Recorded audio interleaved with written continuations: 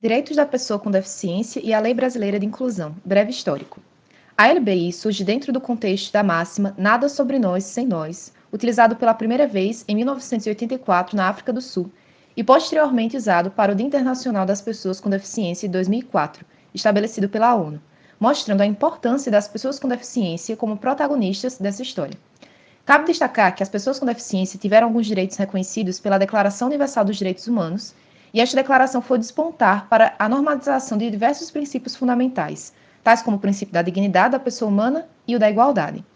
Posteriormente, com a Convenção Internacional sobre os Direitos das Pessoas com Deficiência, assinada em Nova York em 30 de março de 2007, responsável por diversas mudanças nesse âmbito, buscou-se defender e garantir condições de vida com dignidade a todas as pessoas com deficiência, seja ela física, motora, intelectual ou sensorial. No plano nacional, o Brasil teve na Constituição Federal de 1988 a primeira norma com algumas garantias aos direitos das pessoas com deficiência, trazendo dispositivos para a proteção dessas pessoas, gerando assim uma mudança no tratamento e inaugurando uma visão preocupada com a inclusão social. No ano de 2000, nasce o Estatuto da Pessoa com Deficiência, protocolado como projeto de lei na Câmara dos Deputados pelo então deputado Paulo Paim.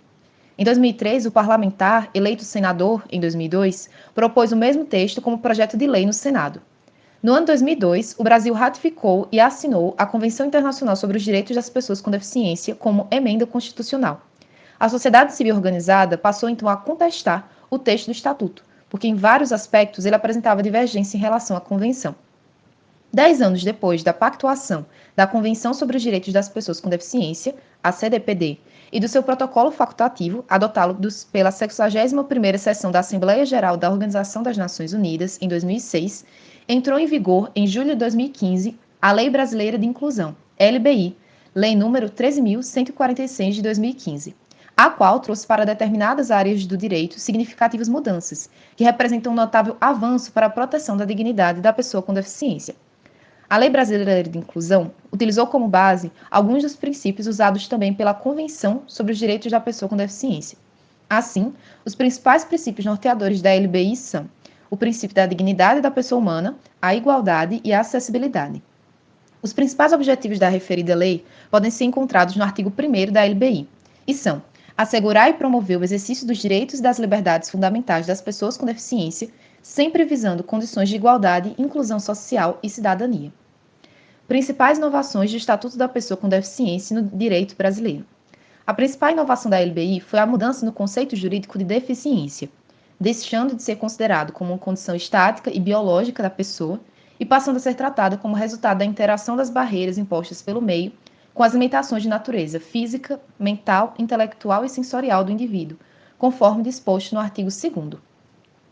As inovações que a Lei número 13.146 de 2015 trouxe para as pessoas com deficiência são especificamente 7. Visam promover e garantir de forma ampla e em condições de igualdade a inclusão social das pessoas com deficiência, embasada principalmente no princípio da dignidade. A primeira inovação se encontra na educação. No artigo 28º do Estatuto, trata-se de reconhecer o direito das pessoas com deficiência à educação. E para efetivar tal direito, sem discriminação e com base na igualdade de oportunidade, deverão os Estados assegurar um sistema educacional inclusivo em todos os níveis, bem como o aprendizado ao longo de toda a vida. Essa mudança altera o Código de Defesa do Consumidor.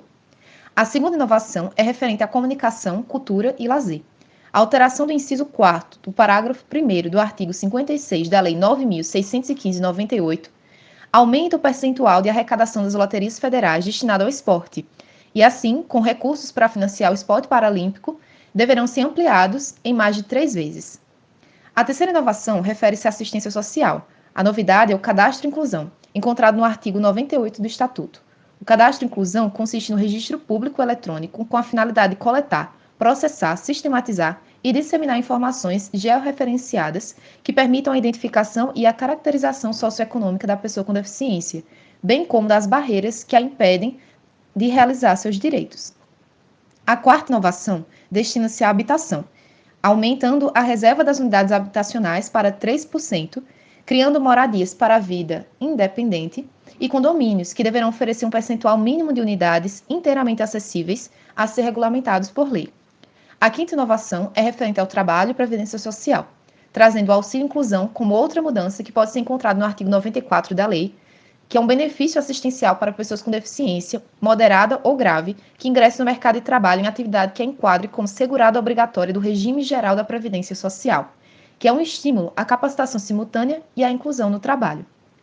A sexta inovação é relacionada aos direitos civis e ações de combate ao preconceito. Observa-se mudanças no artigo 6º, em que a deficiência não afeta a plena capacidade civil da pessoa, inclusive para o voto e ser votado, ao casamento e a ter filhos. Como também as mudanças no artigo 88 da LBI, que aborda a criminalização da descriminalização da pessoa em razão de sua deficiência. Tem como objetivo a proteção à dignidade da pessoa humana, promovendo e conscientizando o respeito às diferenças entre os indivíduos.